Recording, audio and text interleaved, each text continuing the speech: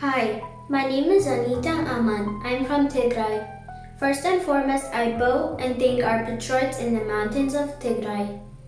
Thank you for sacrificing your precious life for your beloved country Tigray, for your people and for the new generation to come.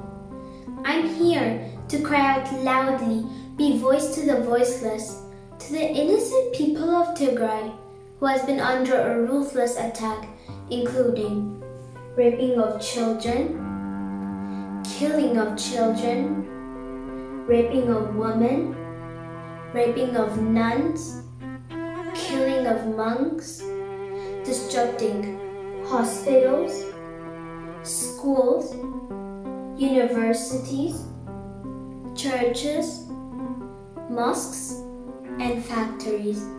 Mass looting of factories, hospitals, personal belongings of the petty people, and many more atrocities. The UN, the EU councils, the US government, and the world as a whole call that brutal action genocide. If so, why is the world silent? A full-scale genocide is happening on Tigray people for 6 months. Why is the world silent?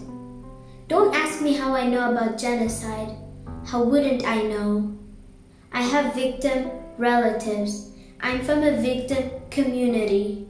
I see my parents' grief every day. I see my mom crying every day. I see the heartbreaking news. And I feel so sad about the children that are dying from hunger. The children that are mercilessly killed, who amputated their hands and legs.